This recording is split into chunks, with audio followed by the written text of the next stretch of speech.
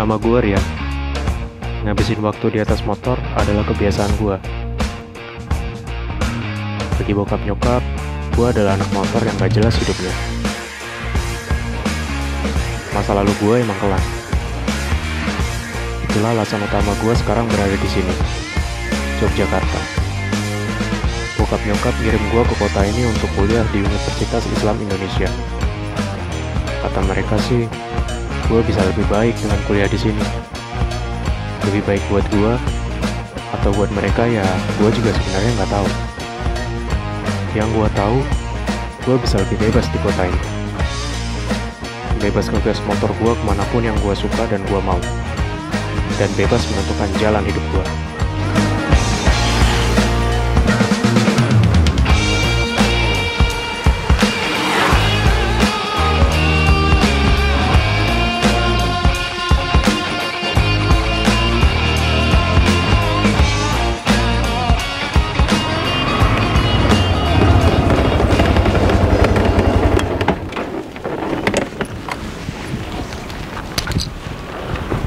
Motornya keren, Mas. Iya bro, seneng motor juga ya bro. Seneng. Ini motorku. Mahayan. Oh iya, Bimo. Rian bro. Oke. Motornya custom ya bro? Iya. Kapan-kapan riding bareng lah, abis maghrib. Boleh. Tapi nanti aku sholat dulu ya. Iya bro, santai aja. Siap. Oh iya, aku naik duluan ya. Udah mau mulai soalnya. Yaudah, oke, aku bro. nanti nyusul aja. Oke.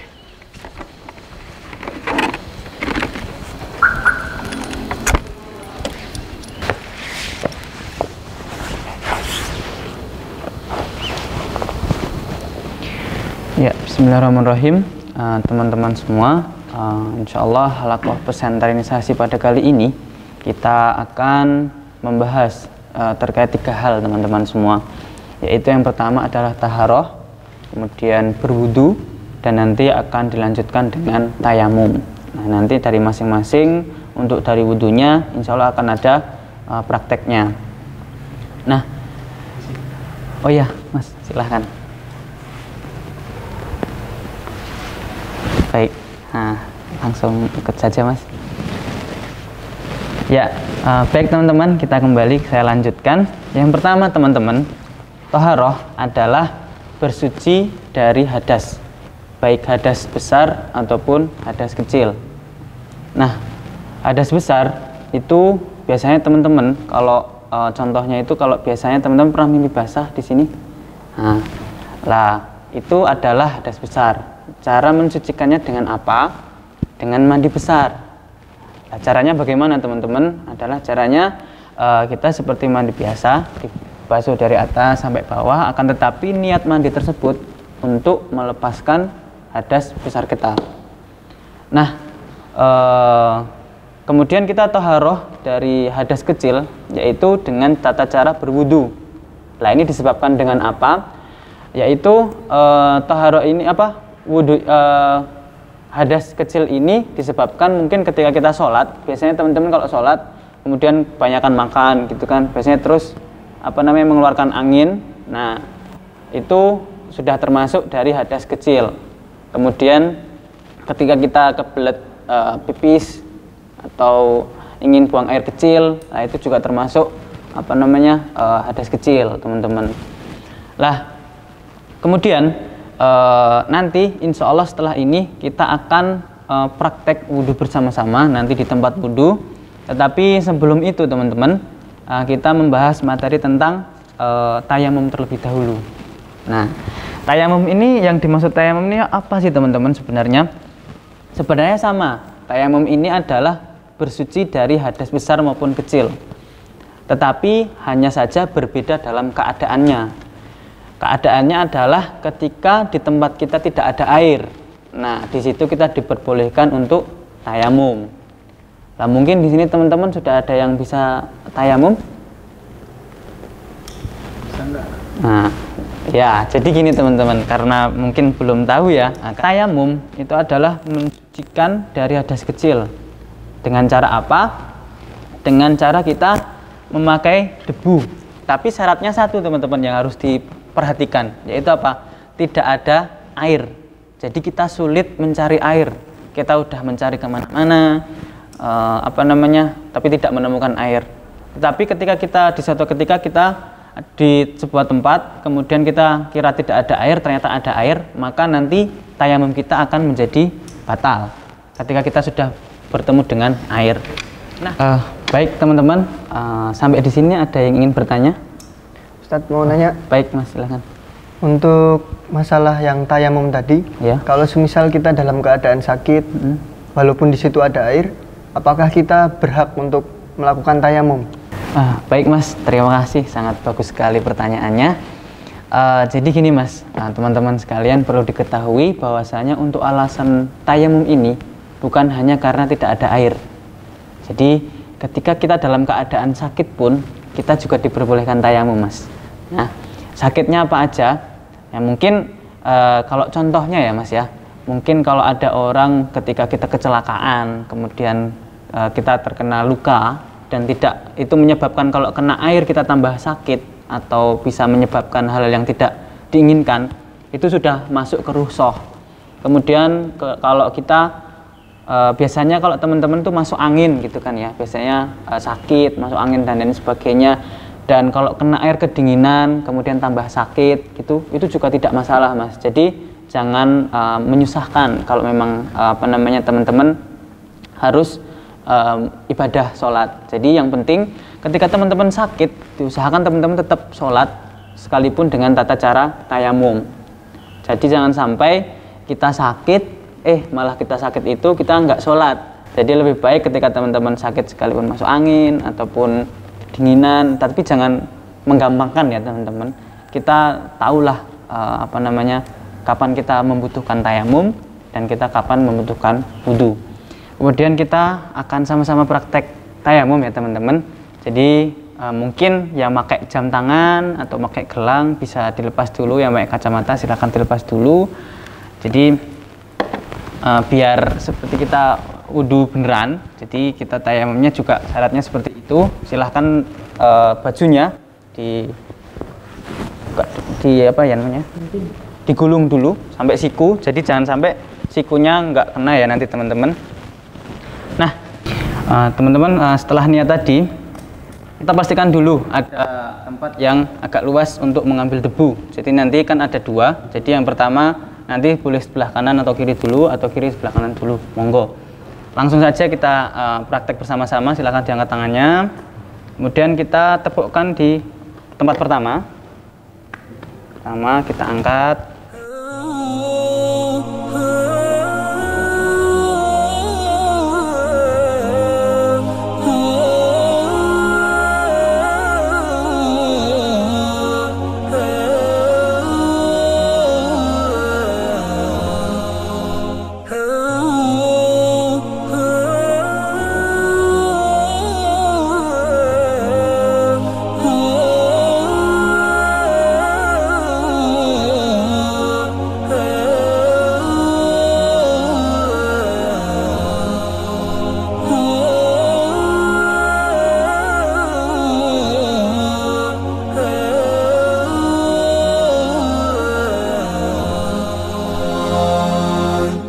Kayak gini teman-teman sudah bisa menggantikan wudhu. Jadi teman-teman setelah tayamum seperti ini bisa langsung melaksanakan sholat wajibnya, sholat subuh atau duhur dan lain sebagainya. Sampai di sini ada yang ditanyakan teman-teman semua? Cukup. Ya, karena sudah cukup, mungkin setelah ini kita akan praktek wudhu bersama-sama di tempat wudhu.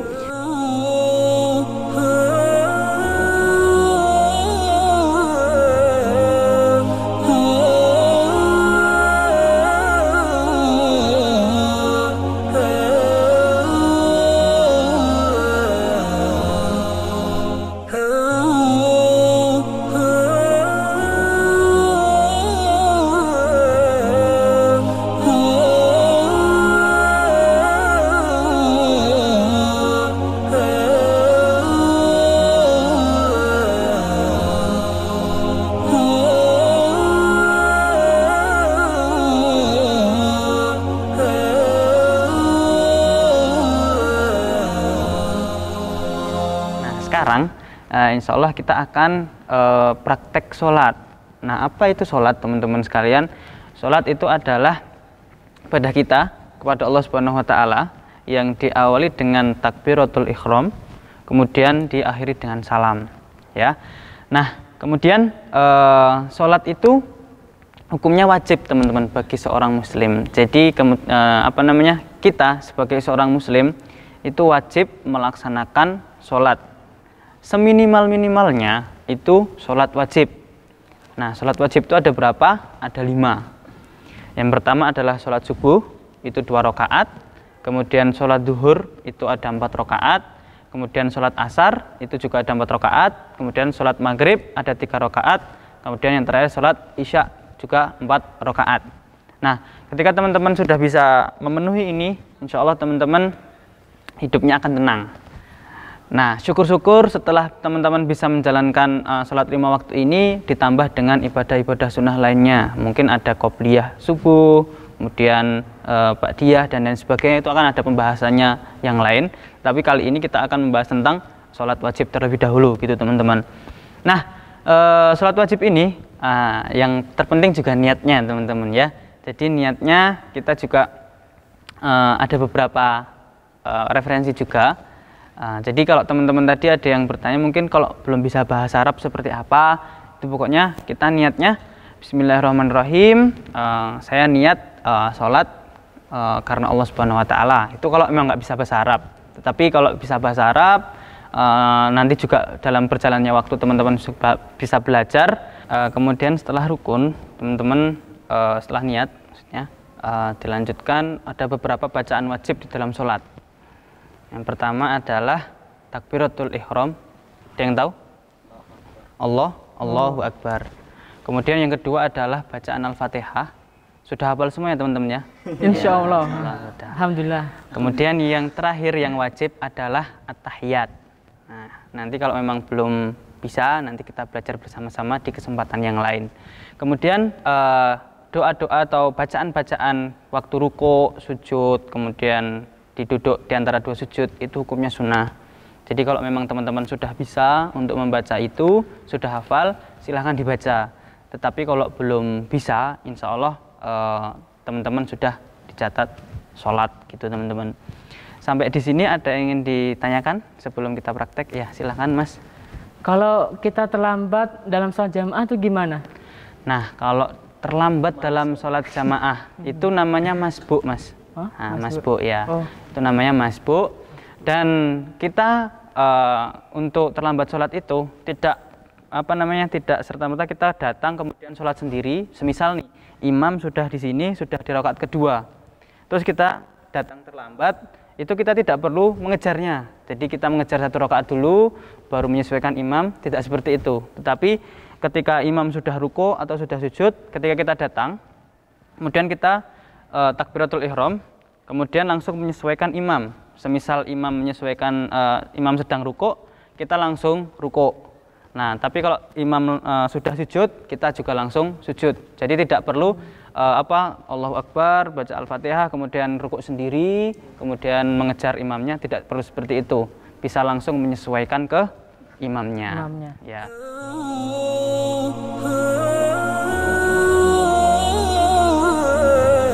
Allahu Akbar. Bismillahirrahmanirrahim. Alhamdulillahi Rabbil Alamin. Ar-Rahmanirrahim. Maliki yaumiddin. Iyyaka na'budu wa iyyaka nasta'in. Ihdinas siratal mustaqim. Siratal ladzina an'amta 'alaihim ghairil maghdubi 'alaihim waladdallin.